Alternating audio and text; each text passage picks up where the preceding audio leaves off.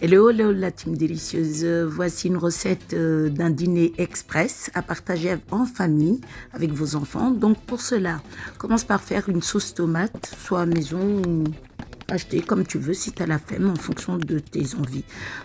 Donc pour ma part ici, j'ai pris juste 2 cuillères à soupe de concentré de tomates auquel j'ai rajouté des épices, à savoir 1 cuillère à café de thym, de paprika, d'ail semoule et notamment un peu de sel.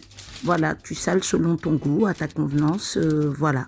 Et après, par la suite, tu prends cette sauce tomate que tu viens tartiner sur tes pains de mie que tu étales évidemment sur une plaque recouverte d'un papier sulfurisé. Alors, une fois que tu as tartiné tes pains de mie, émuette au-dessus 2 boîtes de thon que tu auras pris le soin d'égoutter auparavant. Bien sûr, n'oublie pas. Et par-dessus, tu viens parsemer quelques lanières d'oignons rouges. Moi, j'ai utilisé en l'occurrence des oignons rouges, mais tu peux prendre oignons blancs ou jaunes comme tu veux. Puis après, tu mettras du gruyère râpé par-dessus. Donc, mets-en 1 tonne si tu aimes ça. Donc, sinon, modère, pas de souci. Et arrose un petit peu de filet d'huile d'olive.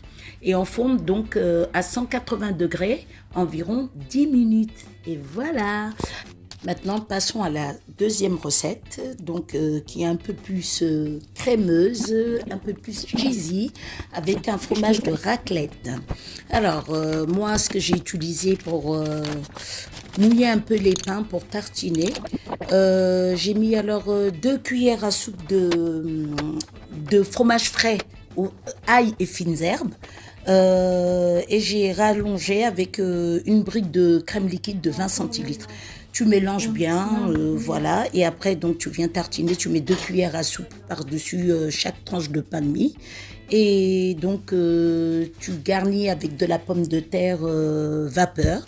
Tu mets quelques rondelles ou tes miettes comme ça un peu par-dessus, donc garnis autant que tu veux, et après tu viendras prendre des tranches de fromage à raclette. Cette préparation est vraiment facile à réaliser, franchement, voilà, il n'y a pas de quoi se casser la tête. Donc, pour finir, tu rajoutes, pour un côté un peu plus fun, parfumé, moi j'ai mis des oignons frits par-dessus, donc ça ramène un goût fumé, un peu, voilà, c'est délicieux en tout cas, ça se marie très bien avec le fromage et notamment la pomme de terre.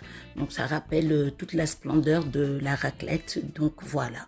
Et une fois que tu as fini tout ça de garnir tes tranches de pain, couvre de gruyère autant que tu veux, du gruyère râpé, et enfourne 10 minutes à 180 degrés, donc tout en surveillant, parce que bien évidemment la cuisson dépend des fours.